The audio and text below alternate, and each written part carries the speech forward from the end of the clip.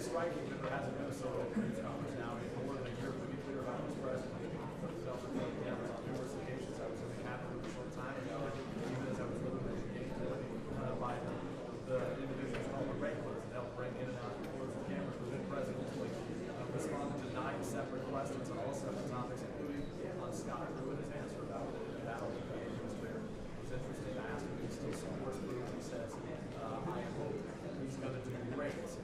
Separately, he spoke publicly about Amazon. Has been a familiar target for him in recent days. So it is right, he hasn't held a news conference solo in more than a year. He said that is significant because not only is the president, past presidents have done the same, but in this environment, it really allows for any question to be asked, an opportunity for us reporters to ask questions without interruption, for regulars, without the president's ability to record you, but simply the questions to be heard of the president to in some way be forced to respond. However, he so desires, as we've learned, as we've been watching at home, sometimes the toughest questions for this president are the simplest questions where he's required to answer those. We'll see what happens today. Again, only one American reporter who knows the questions. Joining this conference.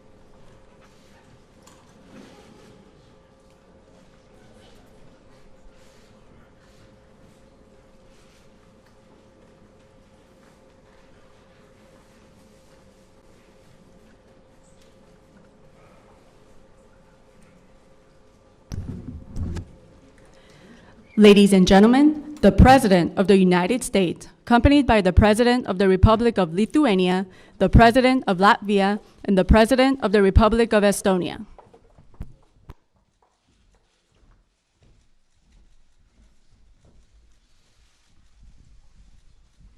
Thank you.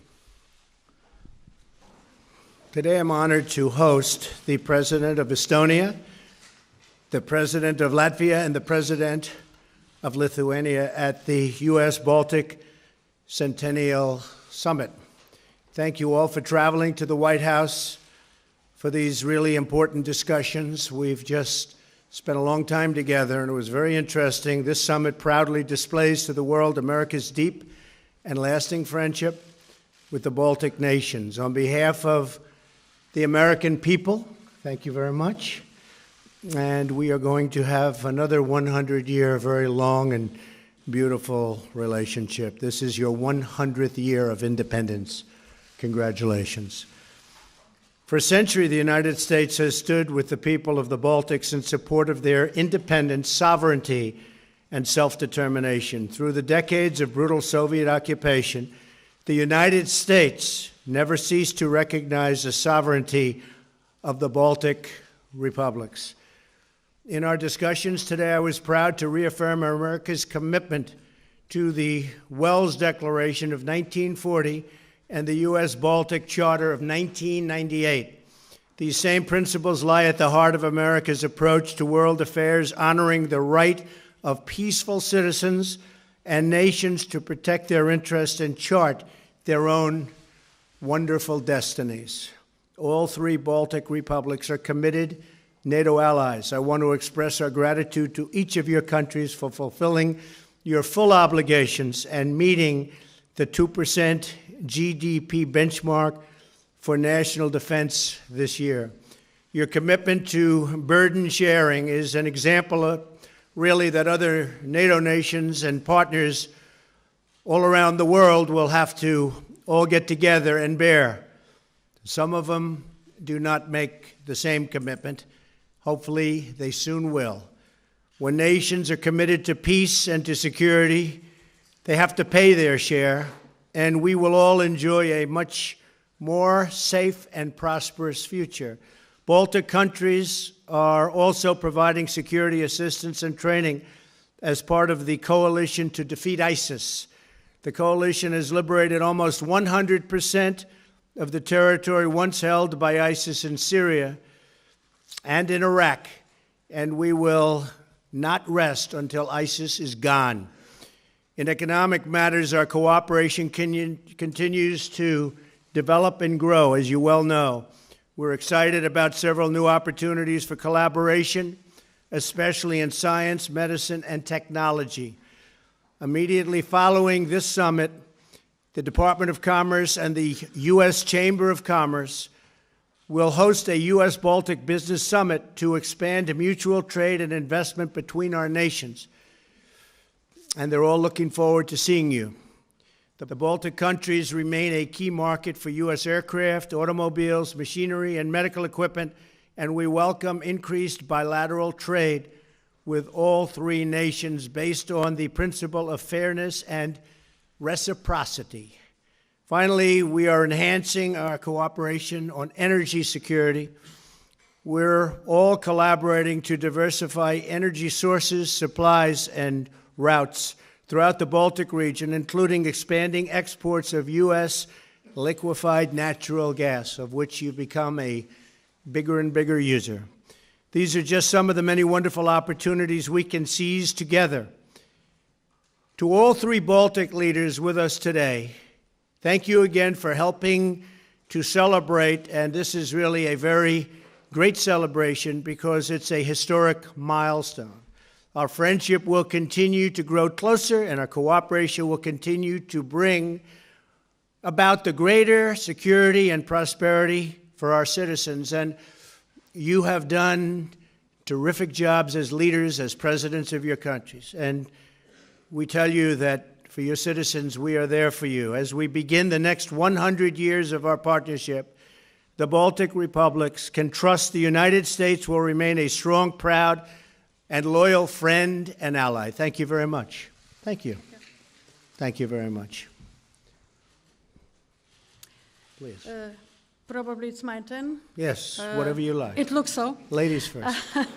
So, of course, we're very thankful for possibility to be here, especially not only because of our anniversary in our region, but because of alliance which we are affirming today with the United States by adopting the declaration, where we say that Article 5 is ironclad for all of us, and the collective defense issues are important to all of us, and we understand how important NATO is for all of us, and why we, during our discussions, talked so much about further reforming NATO, the investments into our defense, the amounts of necessary to invest into our defense, and of course, together, where it is necessary, all of us, and Lithuania is with the United States, on fighting the terrorists through all the world. We back in Afghanistan, we in Mali, we in Central African Republic, we in Kosovo, we in Ukraine together. So we are partners, allies, and trustful allies. And because of that, we are sure that the reforms of NATO, which we are investing together and preparing together, will be resultative, as it was before, but especially now, because we're seeing United States leadership, we're seeing the willingness of United States to see different NATO, different quality of NATO, and I can be probably open. We talked with the President, I was joking about that we need leadership sometimes for decision-making, even unpredictable leadership, to make enough leverage and pressure for the rivals to believe that we can make a decision. And we're seeing this kind of leadership in President Trump. And this is good because without the leverage and pressure, there will be no additional spendings in our defense, in NATO. There will be no additional decisions for rotating military forces of the United States in our countries.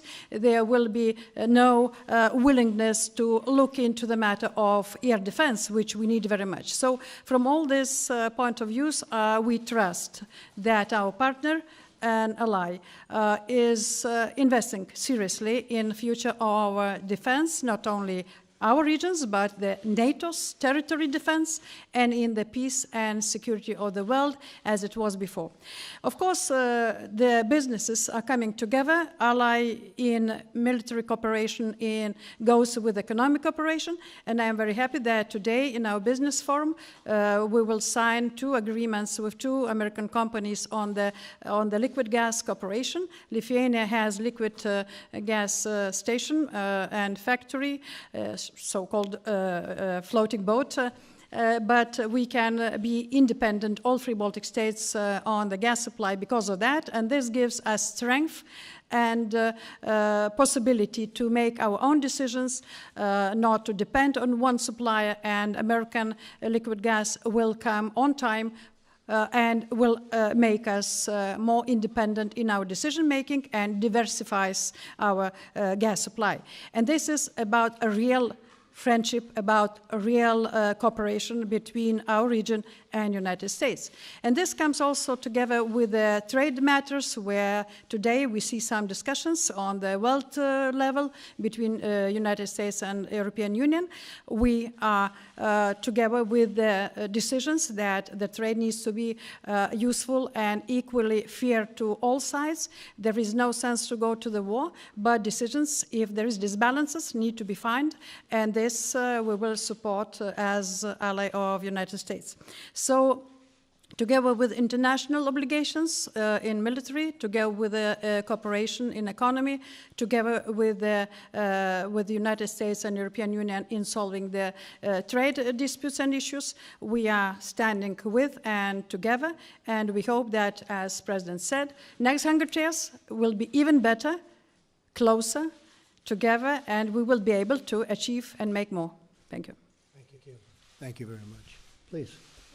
Your Excellency President Trump, my esteemed Baltic colleagues, dear friends, the Baltic-US President's summits reaffirmed our shared commitment to fundamental values, our long-lasting friendship, and the steadfast partnership that we have enjoyed for nearly a century. The United States of America is our closest friend and ally. I appreciate that we have each other's mutual support in our endeavors, as well as in the security challenges we are facing. Today, we reflected on our many achievements and set a course for our future undertakings.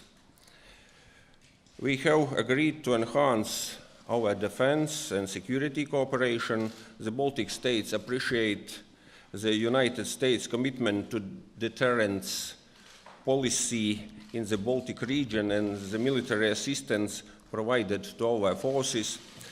We will continue to commit 2% of GDP towards the development of our military capabilities for the purposes of both strengthening NATO's posture in the eastern flank and contributing to international security. The Baltic states and the United States acknowledged the need to continue the successful existing cooperation we have in countering modern-day security threats such as terrorism, cyber and informational warfare, and nuclear proliferation.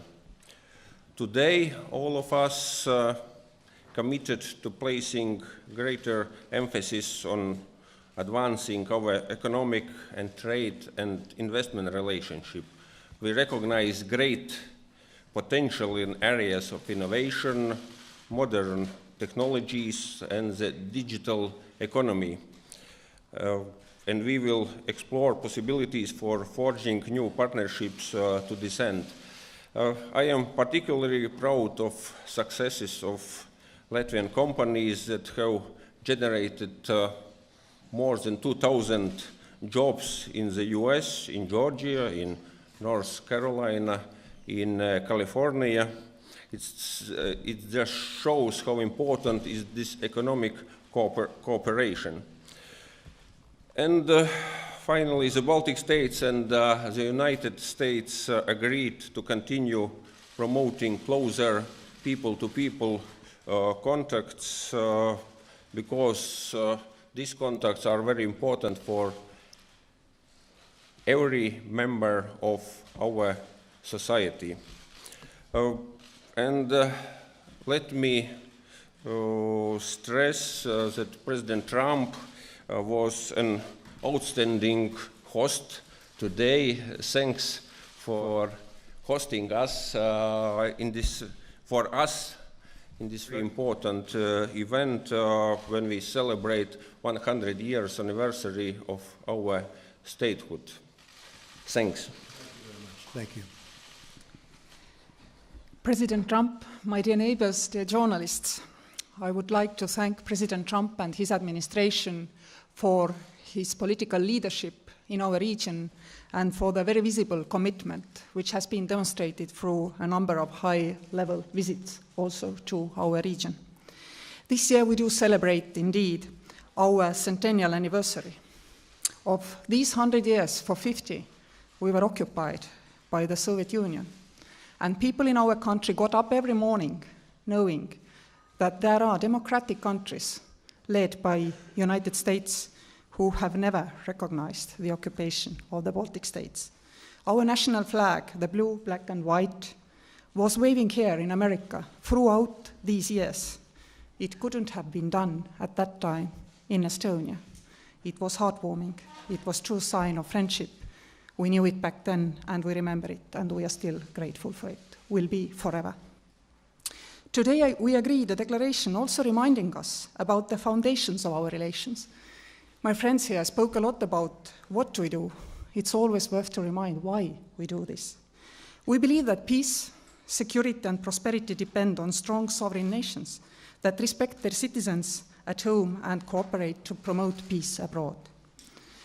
Our partnership is based on principles of democracy and individual liberty and the rule of law. These things are extremely important. Today, we stand together, like-minded partners and allies. Yes, Baltic states are quite small, but they are important because of their location. But not only, because of what we do as contributing partners to the global security. We find it very important to contribute in the counter-terrorism fight. We find it important since 2011 to spend 2% of our GDP on defense. We find it extremely important to remember that we stand together and we form something which we call in my office an axis of good. This is an axis of good, made visible for you all. Yes, Estonia and the United States are very different by the size of their economy. But when we are speaking about digital economies, then this doesn't matter anymore. Estonia is one of the world's leading nations of digital governance, and our companies are working with companies in your country to make sure that people elsewhere could benefit. This cannot come without cybersecurity. There is a NATO Center of Excellence on Cybersecurity in Estonia because we have been attacked on cyber long before anybody else. We still work together, we contribute, and we hope that we are really helpful to all of our partners. Yes, we have also more conventional trade, which we do together. People in Walmart going for their pre-ordered packages in a couple of years will see them delivered by Estonian-made package delivery robots. We are proud of this, and we are also proud of our legal environment in Estonia, which invites business to try and test new ideas in our place, which is tiny, and then upscale when it makes more sense to upscale. This way, we work together, both on defense matters, economic matters, and always stand on our common value base. This is the foundation of our relations. Thank you for today for making this visible, this axis of good. Thank you very, very much. Thank you very much. We'll take a few questions. We're going to also have questions specifically for the Baltics. Steve? Reuters. Thank you, Mr. President. Some of your military advisors are urging you to keep a contingent of U.S. troops in Syria to ensure the defeat of ISIS. What is your current thinking on this subject? Do you still want them out? And secondly, could you clarify what you meant about having the U.S. military guard the U.S. border along with Mexico? Thank you, sir. Yeah. First of all, the border. The Mexican border is very unprotected by our laws. We have horrible, horrible and very unsafe laws in the United States, and we're going to be able to do something about that hopefully soon. Hopefully Congress will get their act together and get in and create some very powerful laws like Mexico has and like Canada has and like almost all countries have. We don't have laws. We have catch and release. You catch and then you immediately release, and people come back years later for a court case, except they virtually never come back. So we are preparing for the military to secure our border between Mexico and the United States. We have a meeting on it in a little while with General Mattis and everybody, and I think that it's something we have to do. Now, the caravan, which is over 1,000 people coming in from Honduras, thought they were going to just walk right through Mexico and right through the border. As you know, NAFTA is a phenomenal deal for Mexico. It's been a horrible deal for the United States. We're renegotiating it now. But it has been a horrible, horrible, embarrassing deal for the United States. This should have been terminated or renegotiated many years ago. Mexico, we have a trade deficit with Mexico of over $100 billion a year. And I told Mexico yesterday that because of the fact that their laws are so strong, they can do things about it that hard to believe the United States can't. I said, I hope you're going to tell that caravan not to get up to the border. And I think they're doing that because as of 12 minutes ago, it was all being broken up. We'll see what happens. But we have to have strong borders. We need the wall. We've started building the wall. As you know, we have $1.6 billion toward building the wall and fixing existing wall that's falling down or was never appropriate in the first place. And that's very important. As far as Syria is concerned, our primary mission in terms of that was getting rid of ISIS. We've almost completed that task, and we'll be making a decision very quickly in coordination with others in the area as to what we'll do. Saudi Arabia is very interested in our decision. And I said, well, you know, you want us to say maybe you're going to have to pay But a lot of people, you know, we do a lot of things in this country. We do them for a lot of reasons, but it's very costly for our country, and it helps other countries a hell of a lot more than it helps us. So we're going to be making a decision. We've had a tremendous military success against ISIS, as you know. It's close to 100%, as I just said. And we'll be making a decision as to what we do in the very near future. We'll be consulting also with groups of our people and groups of our allies. Okay? So you're inclined to pull the troops out? Say it. You're inclined to pull the troops out? I want to get out. I want to bring our troops back home. I want to start rebuilding our nation. We will have, as of 3 months ago, $7 trillion in the Middle East over the last 17 years.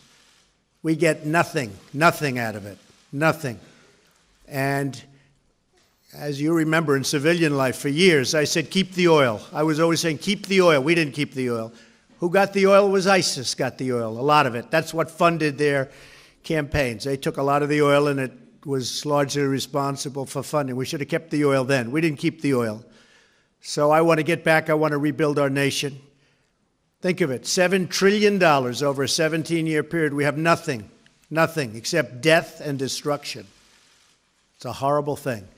So it's time. It's time. We were very successful against ISIS. We'll be successful against anybody militarily. But sometimes it's time to come back home. And we're thinking about that very seriously. Okay? Thank you.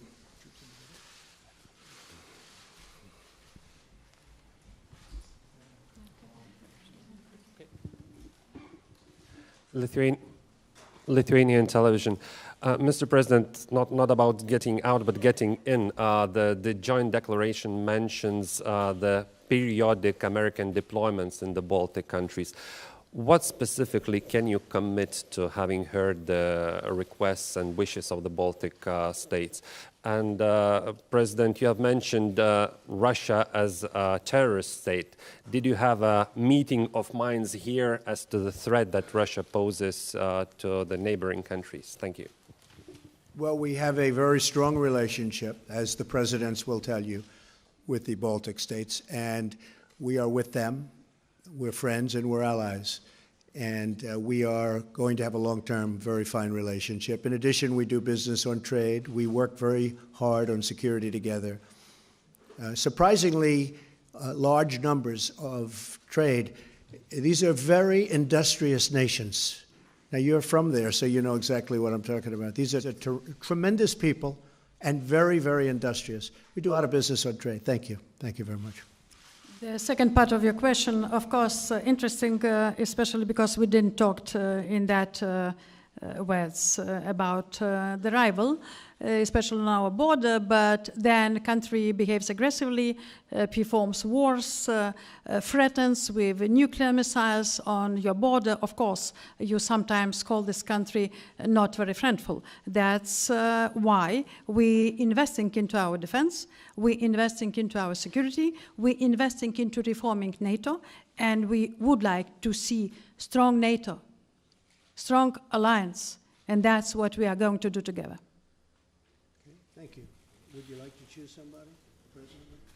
Your turn. Your turn. Go ahead.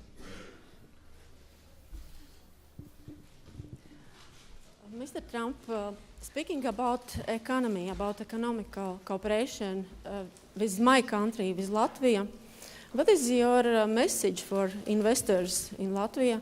And what is your opinion about the investment in Latvia? I think all three would be great places to invest. Stable governments, incredible people, hardworking, industrious people. I think they would be great places to invest. I would have no problem with it, although I think as President of the United States, they would call it a slight conflict of interest, perhaps. You might be hearing from these people. No, I think it would be a great place. I think all three would be a great place to invest. Okay? Thank you. Thank you. Marianne Rohame, Estonian Public Broadcasting. First, a question to President Trump. As said, the concern of the Baltic states is Russia. And before the press conference, you also said that at the same time, good relationship with Russia is not bad. But how are you going to deal with President Vladimir Putin? Is he as your enemy or someone you can have dialogue with? And the second question is to our President Kersti Kaljulaid. Is the defense of the Baltic states enough, or should there be something more? For example, air defense systems. Thank you.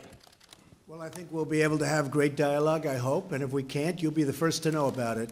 Nobody's been tougher on Russia than I have, and you can, and I know you're nodding yes, because everyone agrees when they think about it. Strong energy, the United States. My opponent was into other forms of energy, like windmills. We're very strong on energy. We're essentially now energy independent. We're an exporter of energy. That is not a positive for Russia, but it's certainly a positive for the United States. We just passed a $700 billion military budget. Next year, $716 billion, the largest ever passed. We are going to have a military stronger than we've ever had before, by far. That's not exactly a great thing for Russia, but that's the way it is. We're going to have the strongest military that we ever had. NATO was delinquent. They were not paying their bills. They were not paying. A lot of states, as we discussed, they were not paying what they should be paying. Since I came in, many, many billions of dollars additional have been paid by countries that weren't paying, and now they're paying. And they will have to pay more, frankly. They're going to have to pay more. So there are many things that I've done, and not only the 60 diplomats. Germany did 4, France did 4, we did 60. There's nobody been tougher on Russia. And with that being said, I think I could have a very good relationship with President Putin. I think. It's possible I won't, and you will know about it. Believe me, this room will know about it before I know about it. It's a real possibility that I could have a good relationship. And remember this, getting along with Russia is a good thing. Getting along with China is a good thing. Getting along with other countries, including your 3 countries, is a good thing, not a bad thing. So I think I could have a very good relationship with Russia and with President Putin. And if I did, that would be a great thing. And there's also a great possibility that that won't happen. Who knows? Okay? Thank you. Okay. If I may, Marianne, I would also like to contribute a little bit to your first question. As I reminded you all, we could trust the judgment of United States administrations and people even while we were occupied. We could trust your judgment when we regained independence and seek membership of NATO, for example. We could, because we are on a common foundation. You can walk around the mall and read, it's all written there. This foundation, our compass for both. And therefore I trust the judgment of President Trump and his administration on that matter too.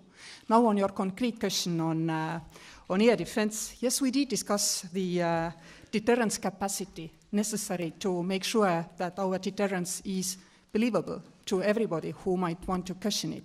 But you know, equal partners don't come to talk to each other this way, that I come here to Washington to ask for visa freedom, or I come here to ask for, let's say, may you support me for this or for that. We analyze situation together, and we find the solutions together, which will work for us all together, because we are in it all together. We are contributors, equal contributors, according to our size, to this process of guaranteeing our security. Thank you. Okay. Maybe I will add that today during our summit we discuss security issues in our region with President Trump, and I am sure that this discussion will help a lot to continue any political dialogue with our eastern neighbor, Russia. Pick a reporter, please.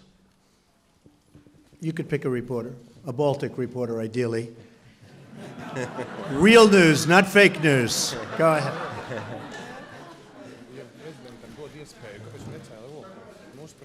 Do you want to pick? I think we have enough. Do we have enough? Yes? Go ahead, pick, Mr. President, pick a reporter from the Baltics. Not the same man, he was very tough. Go ahead, pick a reporter. Okay, I can. Yes, go ahead. Yes, please. Go ahead. Hi, my name is Anna Udre. I'm from Latvia. So I have a question for our president from Latvia. You're going to San Francisco after your meeting here in Washington, and you're meeting some people who are making business connections from Latvia and the US. Do you see any certain outcomes out of that? Thank you. First of all, I think during our summit, I will repeat again that we discussed how we can strengthen our economic cooperation between Baltic states and the US.